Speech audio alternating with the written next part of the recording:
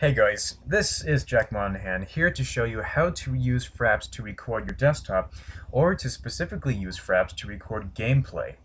Now, the way that FRAPS works is it is dependent upon the resolution of whatever it is that you're recording. If you were to record a game that is running in 1920 by 1080p, it would only record in 1080p. If you're using a game, and that game was in, let's say, 1024 by 768 resolution, that would be 720p.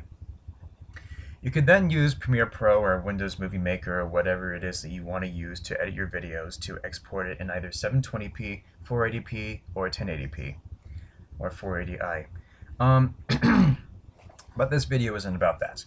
Now, it's come to my attention that there have been differences and a whole bunch of confusion when it comes to recording using the DWM feature in FRAPS, which stands for Desktop Windows Manager. That's this. It's Arrow. It's what runs Arrow. And then you can also simply record your gameplay, and that is OpenGL and Direct3D and DirectDraw and DirectX. If I'm forgetting anything, please tell me. But in this case, I would like to use Visual Boy Advance because I'm making a video response for this. And this is too small. Let's resize this. Actually, I probably shouldn't have done that so soon. Okay, so we're just going to open up Pokemon Yellow. And using a DWM mode, you can record both your game, the desktop, or you can full screen your desktop and resize that in Premiere Pro or Windows Movie Maker, whatever you're using, so that you have 720p or 1080p resolution.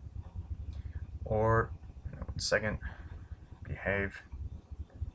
Alright, or you can just record in 720p resolution and send that directly into your game. Get my sound here. Not into your game, but your video editing software.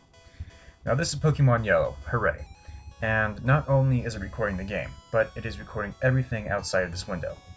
And this might be a problem for some people because they don't want the desktop to show. You can full screen it, but then comes the problem of recording in your desktop's resolution. And if that's not 1024 by 768, and you want to export it or upload it in 720p, that can be a problem. But what you can do is you can manually resize this into 720p, and you can actually crop your video, and then upload that in 720p. But I cannot upload in 1080p because my desktop's, well, not my desktop. My computer's resolution does not go that high. It is in 16 by 9 ratio, which means that 16 by 900 resolution. I could set it all the way down to 1024 by 768, but I do not feel like doing that right now. Anyways, too much information, TMI. If you want to go ahead and just record your game, then do this. Okay, so this is me recording using the FRAPS game-specific recording instead of the DWM, which stands for Desktop Windows Manager. The bonus to this is you can manually resize your game's resolution if you're not using OpenGL, DirectDraw, Direct3D. If you're using a game that runs off of DirectX, you can manually resize the resolution of that game to 1024 by 768 or 1920 by 1080 to either record in 720p or 1080p. And if this is going over your head, just do what I'm doing. If you want to record only your game, then use the FRAPS game feature.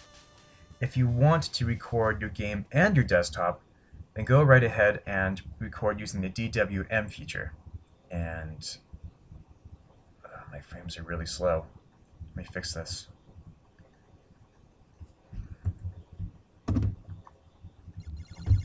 Okay, so I'm back recording in DWM mode. Now, the reason why I wanted to do this is because if you're recording your game, if you're using an emulator, then you can go ahead and make it apparent that you're not cheating if you're doing a playthrough, or if you're doing a tutorial, or if you're doing something that would make it necessary for you to show your audience that you're not using a cheating device. You can go ahead and do that right there. But if you're not concerned about that, you can go ahead and record in FRAPS's game-specific recording mode. And my frame rates are actually down to, they're not so bad anymore, but they were down to 50%. But that was when I was recording in FRAPS's game-specific recording mode. And I'm actually going to go ahead and fix that right now because video render method, because using OpenGL is kind of hard on my machine. So I will use Direct3D instead. And I will go ahead and resize that. Alright, perfect. Perfect. What else should I mention? I've given you the rundown. This is FRAPS's, it's FRAPS's window. It's what you can use to control FRAPS. You can either choose to hide your overlay or which corner you want it to show in, showing in the top right, bottom left, bottom right, or you can just hide it altogether. You can choose how often you want it to update. You can run your benchmarks and your benchmark settings. You can change your movie settings, record Windows 7 sound if you don't want to record Windows 7 sound, which is basically your system sound, or if you're not using Windows 7, you know, it's okay. It's okay. If you don't want to record your system sound, then just uncheck it.